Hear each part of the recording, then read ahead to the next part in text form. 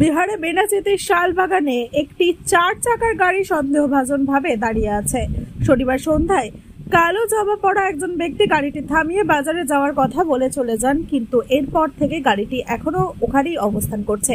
রবিবার সকালে স্থানীয়রা গাড়িটি নিয়ে উদ্বিগ্ন হয়ে পড়েন এবং পুলিশকে খবর দেয়। পুলিশ এখন তদন্ত করছে যাতে গাড়ির মালিক এবং তার উদ্দেশ্য সম্পর্কে তথ্য পাওয়া যায়। ঘটনাটা কালকে গতকাল শনিবার, কালকে শনিবার 6:34 গাড়ি একজন ভদ্রলোক পার্কিং করেছে। তো আমরা দেখেছি, জাস্ট ভাবলাম কি একটা কাস্টমার আছে, হয়তো কোনো মালটাল কিনতে যাচ্ছে, মার্কেটিং করতে যাচ্ছে। সে গেল, তারপরে একটু এগিয়ে গিয়ে একটু গাড়িটা লক করার চেষ্টা করলো।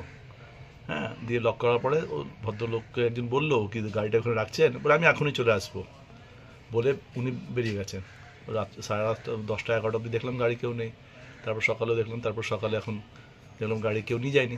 সকালে পুলিশকে ফোন করা হলো, পুলিশ এসছেন। পুলিশ এসে আবার দেখলো গাড়িটা খুলে টুলে, দরজাটা খোলা ছিল। তো সব চেকিং করলো, কিছু গাড়িতে সেরকম কিছু দেখতে পাইনি। আবার ওই হ্যান্ডেলটা খোলার জন্য ও একটা মিস্ত্রিকে ডেকে স্টিয়ারিংটা ফ্রি করে দিয়েছে। এই অবধি পুলিশকে বলা হয়েছে, পুলিশ বললো আমরাই নিয়ে যাবো। এই অবধি আছে, এখন গাড়িটা ওই জায়গায় পড়ে আছে। মানুষ একটা আতঙ্কে আছে, যেহেতু বিহারের গাড়ি, একটা বিহারে এরকম ঘটনাটা ঘটে গেছে, আর আমাদের বাংলাতে লোক ধরা পড়েছে, সেই হিসাবে একটা চিন্তা ভাবনা করছি, ওইটা দিয়ে জোড়ানো নেই, ওই জন্য একটা চিন্তা করছি, একটা মানুষ টেনশনে আছে, আতঙ্কের মধ্যে আছে।